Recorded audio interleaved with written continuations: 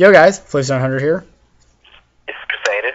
Today we're going to be doing a retro review on Kingdom Hearts. Yep, Kingdom Hearts. And this is going to be a spoiler-full review. So if you haven't played this game, stop listening now and go play it right now. Yes. Stop playing the video. Go play the game. Yes. I can tell you that you can play it right now. Yes, because we will definitely be giving spoilers to the story. Exactly. So, please do not watch this video if you have not played. Yeah. Okay, so, what's the first topic you want to tackle? I guess the graphics and, like, even though, like, this is an older game, we can compare them, like, how they hold up to graphics nowadays. Yes. And are they distracting, or is the game still playable even though the graphics are dated? Yes. Like, what do you think? Honestly, I think even for being a PS2 game, I think the graphics hold well for a lot of things. I mean, of course, if you saw this game on the PS4, there would be a lot of differences in graphics. Yeah. But, I mean, that's to be expected. But I think it still looks very good. And it was, I thought the game looked very good for the time as well. And when it came out, it was one of the, like, best-looking, like, 3D games at the time. Yeah, definitely. And if you're going to get this game, I recommend getting the HD remix, the 1.5. Yes, definitely. Which comes with the final mix of this game. Yeah. Which I don't believe we ever saw in the States until that. Yeah, exactly. So I would definitely recommend going with that. Mm-hmm. Music? The graphics? Yeah, go ahead with graphics. Go with graphics. I'll do music next. Okay. Like the graphics, I think, even though they're dated, like when you're playing it, like you won't really just think about it because it's fluid in the way you play it, because the graphics are seamless between the cutscenes and the gameplay. Yeah. So it holds up well between transitioning. So the graphics in that regard, I think, are very good. Yeah, and actually you made me think of something else, and I'm sure we've all done it. I'm sure all of us have done it. I've done it. Like, you get so used to the graphics today, and then you go back to a game that was made years ago. Have you ever played a game that was like PS2, PS1 or something, and you just look at the graphics and you're kind of like, wow, that's really blocky looking and whatnot? Yeah. Or something like that. I don't know. I don't get that feeling when I go back to play Kingdom Hearts. Yeah. I feel like it still holds up till today. I agree. Like, I felt the way when I played like Final Fantasy X as well. Yeah, Final Fantasy X is amazing. I mean, PS2 version, like, even for it being a PS2 game, looks freaking gorgeous. Yeah, it did. And I definitely see what everyone was talking about and what the big hype was. Mm-hmm. But, that all you want to mention in graphics department? Yeah. Alright, guess we'll move it back into the music of the game. And when you talk about music and you're dealing with a Final Fantasy game, then you generally don't talk about some good music. Yeah. Definitely. And at this core, this is a Final Fantasy game. Yeah. I mean, it has Disney characters in it, but it's made like a Final Fantasy game. Yeah. Only it's not turn-based. Exactly. But honestly, I like it. I mean, the music overall is awesome. I think it's it fits the mood of the game, because the game itself is lighthearted. Yeah, it is. But I like that. I like that it's kind of goofy, and you can laugh at the game. Yeah, you can. Like the game doesn't take itself like too seriously. No, and I like that. I think it's a cool thing.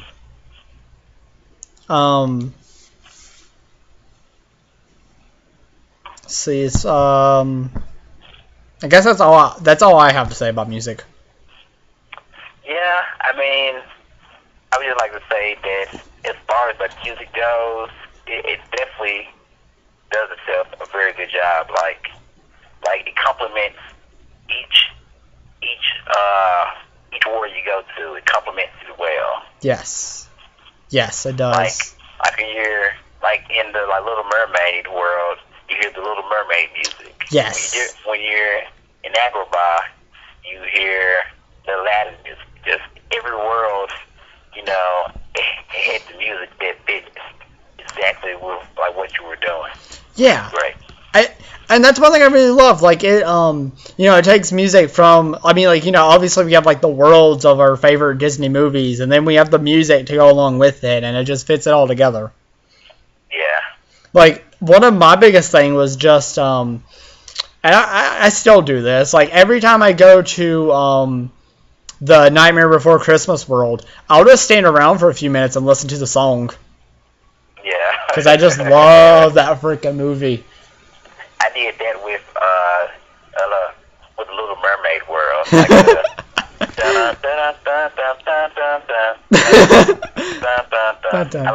loved it. I don't blame you. I actually did that too. I was playing a few months ago, and I remember stopping while I was in that world and just kind of jamming to the music for a second. Man, yeah, I love those world. I love that world though. That and the Nightmare Before Christmas. Exactly. Like, what are we going to next? Is it gameplay or story? Let's tackle story. Okay.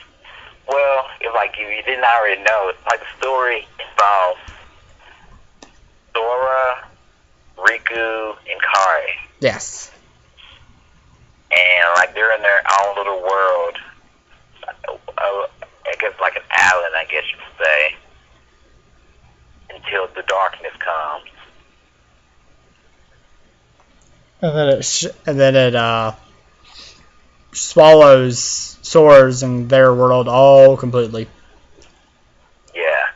And the darkness, it creates the Heartless. And basically, Sora, who's a Keyblade user, is the only one that can fight against. Yes. Because of the power of the Keyblades. Which is, right. I know it's very, I don't know, I've heard, and I'm sorry to interrupt, but, no problem, go ahead. Like, and I'm sure you've heard this too. Like, if you heard a lot of people that are kind of like, a lot of people like really love Final Fantasy. Like, a lot of people really love Kingdom Hearts. But then you have like that crowd of people who's like, Kingdom Hearts is just for little kids and type of like that kind of deal. Yeah, I heard the same thing with Nino Kuni. I don't know. I can kind of see where people are coming from in a sense, because it is kind of Disney and it is very lighthearted. But I don't know, something like there's like, I don't know, something about seeing all our favorite Disney movies and everything. It just I find it to be awesome. I love it. I do too. Just the story itself, I think, is more for an older audience than a younger one, anyways. Yeah, I do too.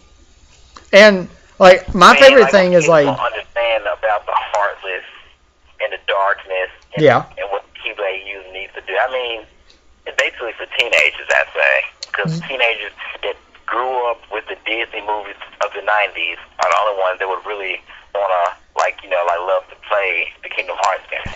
Yeah, Yeah, I agree because we know the stories by heart. We they were childhood. So I think it will hold a certain sense of uniqueness to our generation. Yeah, exactly. A nostalgia factor. Yeah, that's the perfect word. It's a nostalgia factor for us. Yeah. And yeah, think I'm good with the story. If you have something to add, please go right ahead. No, like I think we covered it pretty well. It just you just like you go from like basically from world to world, trying to save the world from the darkness that's threatening to envelope the whole place, the whole world, or the whole universe, I'd say. Yeah.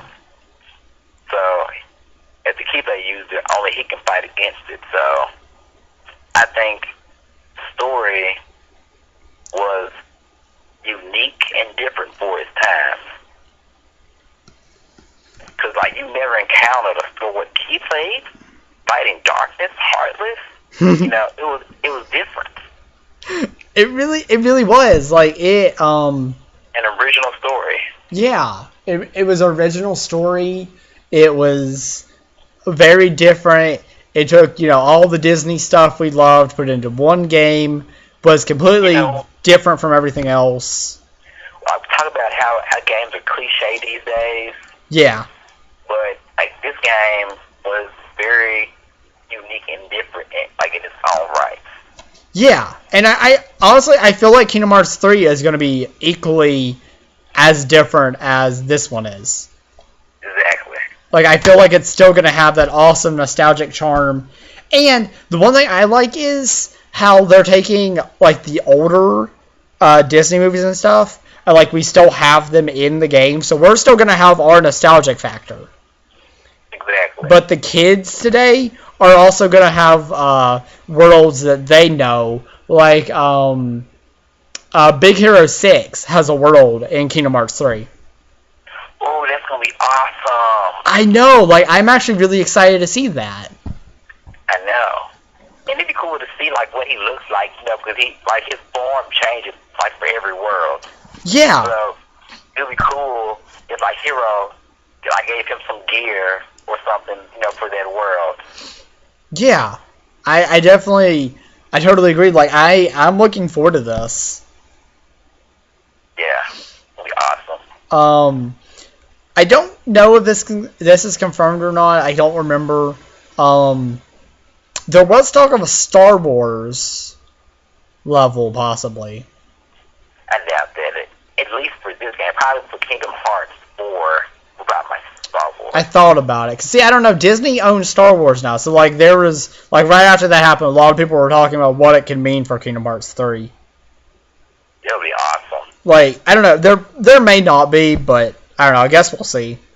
And one thing, and this is just something off the top of my head, but I never really thought about it.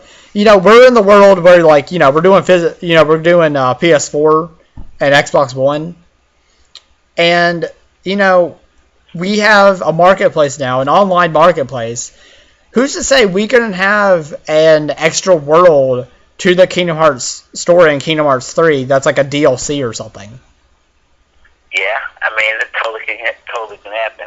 Yeah, like I could see that. And like it'd just be like an extra story that has nothing to do with the main storyline. It's just something extra for us to play. Yeah. Like I could see it in the world we live in with all the DLC and stuff we're doing. Yeah. I guess we should probably move on to gameplay.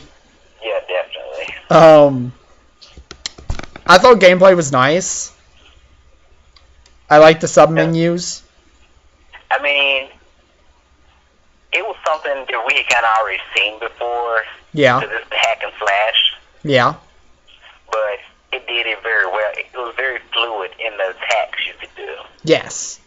It, to me, I mean, it was a hack and slash, but I honestly never got that repetitive feeling. I mean, like, in the beginning, you choose to focus on magic, attack, or defense? Yes. I mean, like for me, I always chose magic because I always want to have like strong magic attacks. For me, I always chose strength, actually. So we differ in that. But it was still pretty cool. Like, I enjoyed like being able to do like the various attacks and abilities and stuff. Like, especially later in the game when you can do uber powerful attacks. I actually never really thought about that until we were just talking about it, but like how we were just talking about like the strength, the magic, and everything. Yeah. I think something that they should have done with Kingdom Hearts 2, and maybe I don't know, maybe it's not the best idea, but how we have that like where we do have that special moment of like where it asks what we want to focus on. I think they should have in Kingdom Hearts 2. It should have been like if you have a save file from Kingdom Hearts 1, then Sora will be more, he'll be more focused on the skill that you chose for the first game. Yeah, that would have been cool. And kind of have it go over, like transfer over. Yeah, be stronger in like magic or strength or whatever. Yeah, like I think that would have been a pretty cool thing. Like, it carries on, and then, yeah, I just think it would have been cool. I was like for like how like each word you got a different keyblade. Yeah, like I love that. I love the keyblade variety too. Yeah, because it made like each world and attack different. Yeah, definitely. I mean, different keyblades may help regenerate health or have stronger attack ability. Yeah. Or good defense. Yeah. Or some of them would swing together a better combo. Yeah. One thing else I really liked was how Sora's appearance changed. Yeah. Like with the Little Mermaid level, he was actually a mermaid. Yeah, like that was cool. Or the Night Before Christmas, where like in Halloween Town, how he looked like one of them. Yeah, like he was all dressed up, and Donald was like a mummy. Yeah. Like, I love that. Like, I love how they got dressed up and whatnot. Exactly. Yeah. That's all I have to say for myself. Me too. Like, I think we covered everything. Like overall. Like, yeah. This is overall. Basically I won't say an awesome 9,000. Yeah, I do too. But it's definitely a DA game for sure. Yeah. Like, I don't know. I'm stuck between DA and Awesome 9000 because I really do love Kingdom Hearts. I love the first game. I think a lot of hours can be spent on the first game. The only thing that kind of catches me, and I don't know if you really felt this way, but I noticed it whenever I went back, the levels were really, really short. Yeah, they were. And it's kind of what did it for me and why it's on the Awesome 9000. Yeah, like you didn't spend enough time in them, I don't think. Yeah. It was a really linear game. Yeah, it was. And if I don't know if they're like linear in Kingdom Hearts 3. Yeah. But I would hope that they, like make the world like bigger. Like kind of how like in Tomb Raider, it's pretty much a linear game, but the world is so big that it doesn't feel like it's linear. No. I totally get what you get or what you're saying. Because it was linear, but there was so much exploration. Yeah. For us to do, and that the whole world being short, that is something that was expanded on with Kingdom Hearts 2, because I do feel like they got somewhat longer to complete. Yeah. But anyway, that I'm good. I'm good. If you have anything else to add. No, I'm good too. Like I said, this is definitely a DA game. Yes. It's not quite an awesome 9,000, but I have high hopes that things will only get better for the series. Yeah. Definitely. Yeah, and we'll be doing a Kingdom Hearts 2 video pretty soon too. So anyway, this is Floopes 900. This is Crusaders. Peace.